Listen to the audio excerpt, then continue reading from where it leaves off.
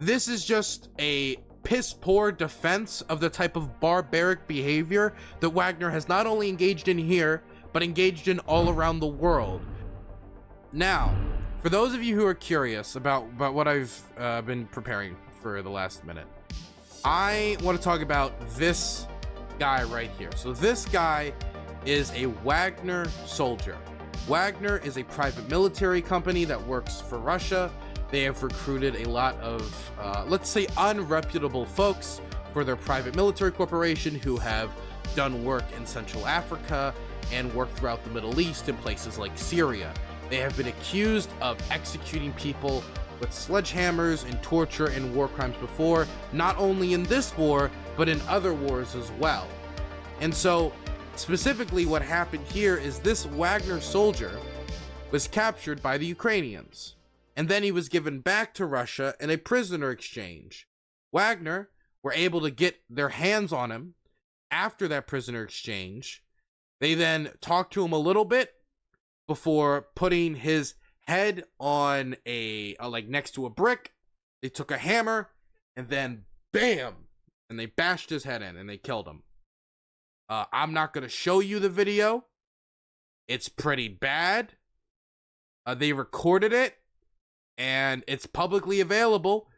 And Gray Zone, I believe, even shared it. So it's just straight up a public execution, medieval style with a sledgehammer. This isn't the first time Wagner has done this before. They have done it before in other countries. This is them taking their military contractor culture and applying it to this war. Why did they do this? Well, it seems that they're angry that this guy voluntarily surrendered to the Ukrainians, and they're angry, I think, that he gave an interview. In fact, Wagner, which is the channel that originally posted the video of the execution, justified it. They justified it. Let's read their justification of the execution of somebody like this with a fucking hammer, by the way. They didn't like hang him, and I'm not saying that would have been okay either. They didn't hang him.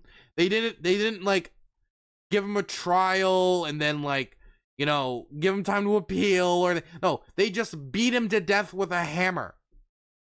So here's Gray Zone response to the backlash at, again, beating a man to death with a hammer. Being accused of brutality at war is like being fined for speeding in a car race. And it would seem, probably, we should have limited ourselves to addressing the individuals acquiring about this, but still I love most of my subscribers, which is not always mutual, and therefore I will still give my brief subjective opinion, which is most likely for those who know war only from beautiful films on TV. Although, of course, I cannot exclude that there will be sufficient number of combat veterans who disagree with me. First, murder is murder. And murder does not stop being murder, even if you commit it out of good intentions, or on duty, or within the law. That is, it turns out that actually murder, there is a difference between murder and killing. Murder, I believe murder is specifically an act of illegal killing. I think murder is actually like a legal term.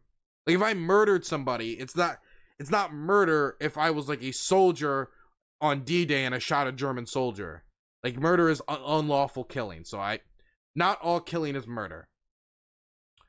So when he says murder is not murder, is murder even within the law, that's not true. That is, it turns out that human morality has a certain line where it's allowed to kill, and you will be patted on the shoulder, and then when it's not allowed, and you will be patted on the head.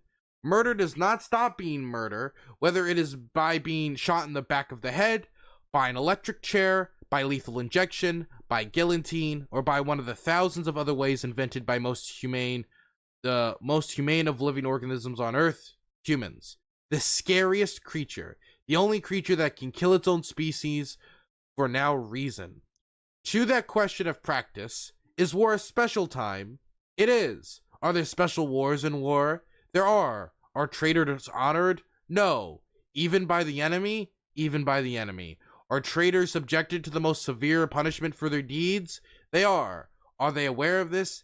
Yes. Violence is when you do something like that for pleasure. And punishment is when you do something like that, limiting yourself to the severity of the deed. So stop wasting time.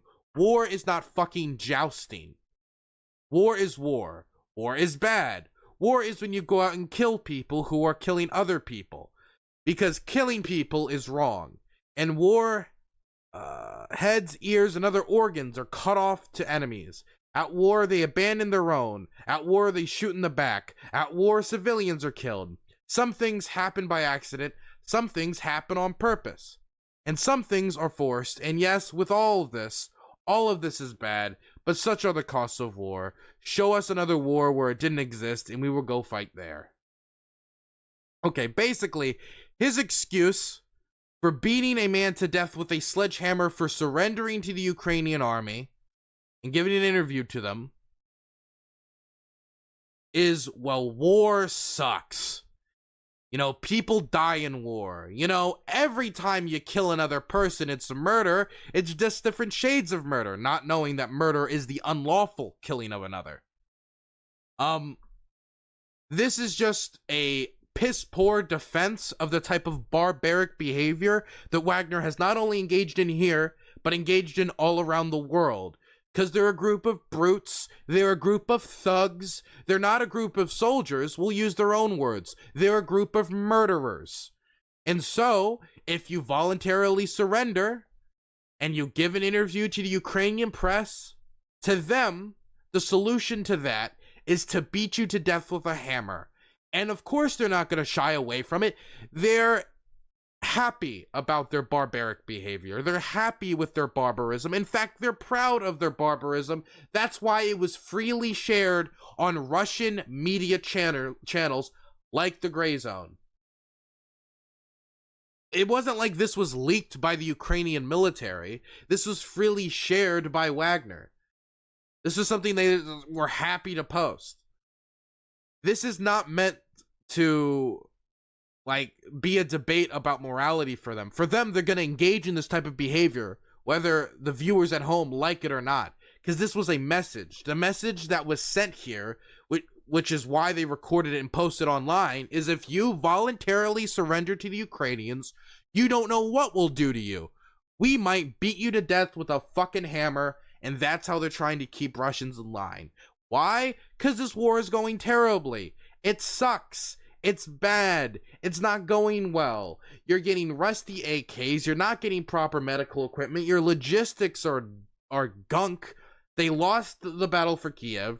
They lost the battle for Kharkiv. They lost the battle for Lyman. And now they've lost the city of Kherson, the only provincial capital they've captured for the entire war. The second largest city they've captured the entire war. They've been pushed across the Dnieper. Many of the soldiers killed and captured in the process. And so a lot of Russian soldiers, especially now that more and more are being forcefully mobilized, and we're seeing hundreds of thousands of people fleeing Russia trying to get away from this war, they might start thinking, it might make sense for me to just stay with Ukraine. You know, maybe I can go and surrender. Maybe they'll treat me well. Maybe they'll feed me well than feed me better than the Russians are. Because the Russians have bad logistics. The Russians aren't feeding them well. I mean, I remember there was one rumor earlier, like a few months ago, about a tank crew surrendering in Kherson once they found out their main tank gun didn't work for a bunch of sandwiches.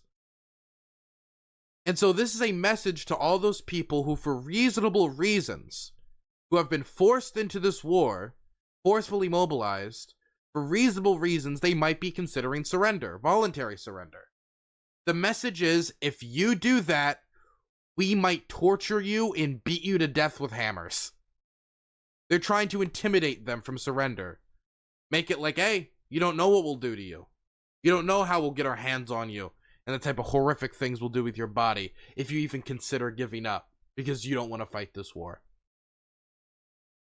Also, the leader of the Wagner group in a Q&A admitted that this happened. So if there's anybody out here like saying, oh, this is all propaganda, this is Dylan being a propagandist, the leader of the Wagner group doesn't think so. He agrees that this happened. Like, the footage is very, very real. And he was asked about it, and this was his response. A video, who allegedly was executed, because while being a fighter for the Wagner Group, he fled to the enemy's side. It's circulating on social media today. Can you comment on it somehow? This is the leader of the Wagner Group responding. We publish a comment by Evgeny Viktorovich. I prefer to watch history in the theater. As for the sledgehammered man, in this show it is clear that he did not find happiness in Ukraine and met unkind but just people. It seems to me that this film is called The Dog Shall Die a Dog's Death. Excellent directorial work, watched in one breath. I hope no animals were harmed during the filming. This is not him only accepting that they beat a man to death with a hammer because he surrendered. This is them bragging about doing it and saying, oh, wasn't it beautiful? Wasn't that beautiful camera work?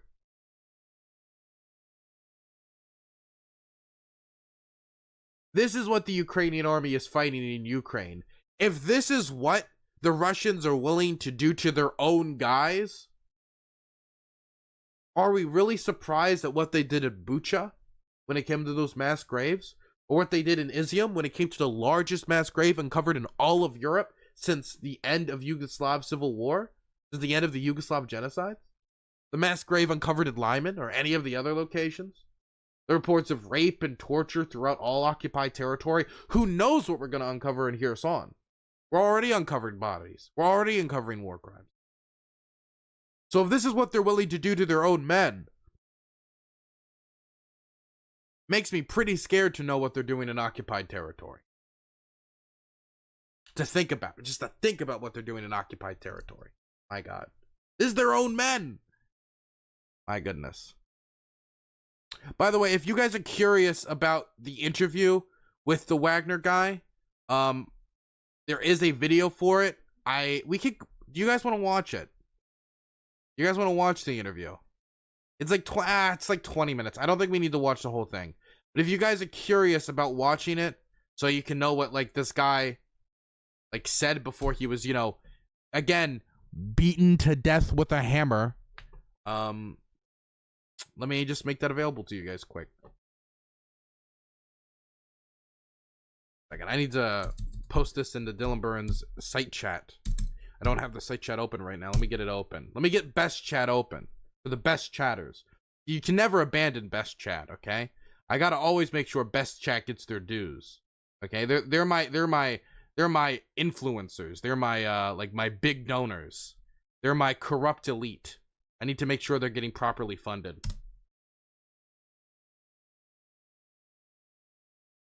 Wagner is now claiming that the CIA did it. No shot.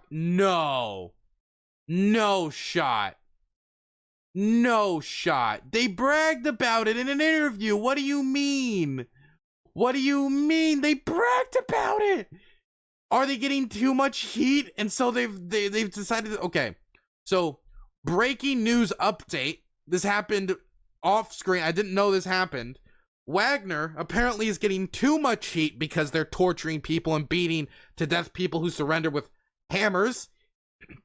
Maybe they realize that this is going to make people reconsider joining the Russian army if they find out that any surrender will be beaten with medieval forms of death.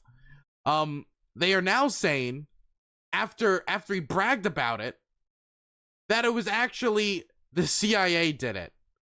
That this was actually done by the CIA to make Russia look bad. After Russian media was finding justifications for it, and after they bragged about it, and the video's very clearly real, we know he's a Russian soldier who was given back to them in prisoner swaps. That's the thing, is we have a record of this guy being given back to them in a prisoner swap. So how was it done by the CIA if we know that during his death, he died while he was back in Russian captivity, back in Russian hands? So how do we know the CIA? How did the CIA do it if we give him back to you, and then he ends up beaten to death with a hammer? And then the only footage of it recovered and posted online is on Gray Zone, Russian media. How did it end up on Russian media? Did the CIA convince Gray Zone to post it? My God, man. The Russian government wouldn't know honesty if it slapped them in the face. The press service notifies that Prigozhin appealed to the Prosecutor General's office of the Russian Federation with a request to conduct a pre-investigation check to establish the fact and circumstances of the murder of Nuzian, the guy who was beaten to death with a hammer. Also, in order to verify the versions of involvement of U.S. intelligence agency in the murder of him, please ask the U.S. intelligence services for information on how and under what circumstances he ended up on the territory of Ukraine, and to report whether CIA or other intelligence agencies of NATO took part in his abduction, interrogation, and execution.